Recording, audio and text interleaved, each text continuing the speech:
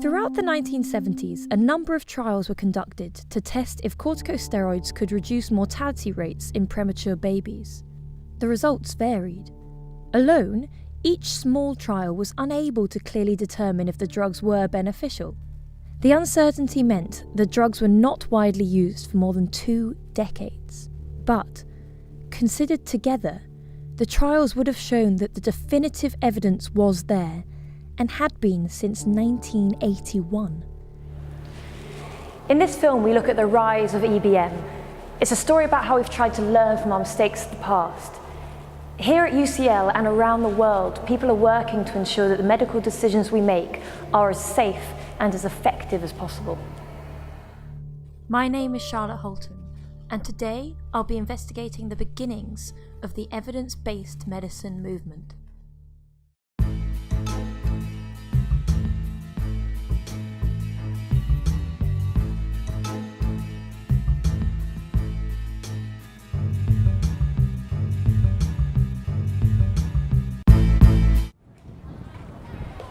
When the results of this came out in 1995, the incredible potential of corticosteroids was revealed. But it was too late. Due to the inability of research to systematically review all the data available, thousands of premature babies died in the years before the effectiveness of corticosteroids was revealed. In the shadow of this disaster, a new movement was born to ensure that future medical decisions were based on evidence from systematic reviews of all the available research. The values of this movement came together in the work of Archie Cochrane. So the Cochrane collaboration was set up in 1993 by, among others, Ian Chalmers. It's named after Archie Cochrane, the Scottish epidemiologist, who wrote a book in 1971 called Effectiveness and Efficiency. The inciting incident, though, for the Cochrane collaboration was one about medical practitioners failing to learn the lessons of existing research. It looked at an example where lots of clinical trials have been done on the same question, which was about whether steroid drugs helped babies develop their lungs. And an analysis of many trials showed actually that not only was there a straightforward answer to this question, that yes, steroids did seem to help babies develop their lungs, but actually that the question had been answered many, many, many more times than was necessary. And this is the origin story behind the Cochrane logo, which shows part of this meta-analysis. The logo serves as an important reminder of the Cochrane Institute's mission. In the logo, each line shows the range of uncertainty of one of the studies reviewed. The diamond, measured against the median x-axis, represents the combined effectiveness of the treatment across all trials, thus demonstrating the value of a proposed intervention. This was the start of what we now know as EBM, or evidence-based medicine. But what does that really mean? To find out more, Kate went down to an EBM conference at the University of Kent to speak to some experts. Jeffrey, lovely to have you here. Thank you, Kate. Lovely to be here.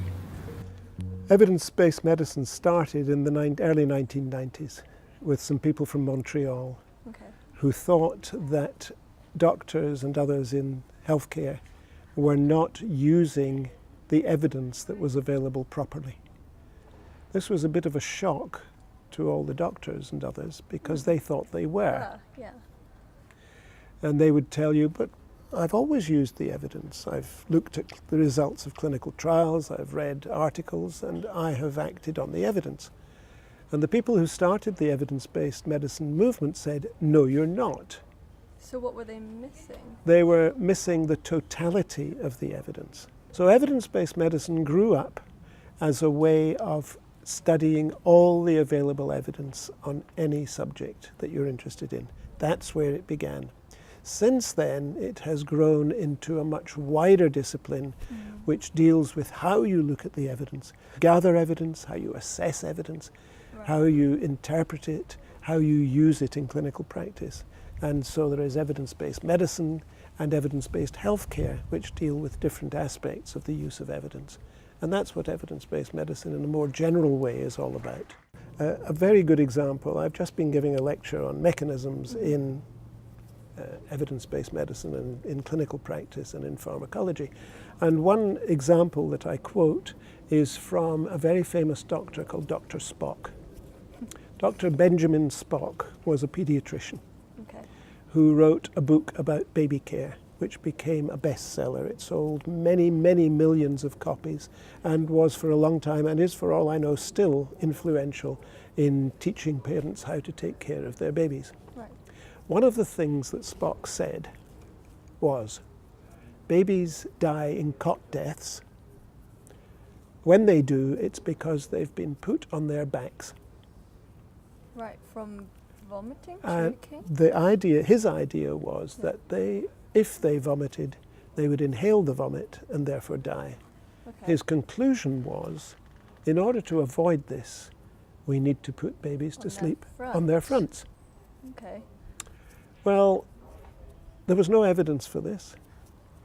People who reported cot deaths said, well, we don't detect vomit in children who die in cot deaths. Is this really true?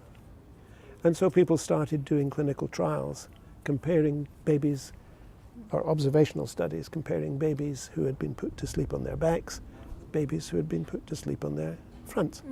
And it turned out that it was totally the reverse from what Spock had suggested. Now, we don't understand the mechanism of that. We don't know why babies who sleep on their fronts are more likely to die of cot death. But the evidence from the clinical trials, the observational studies, suggests that this is a real effect, and that is a triumph, it seems to me, for evidence-based medicine.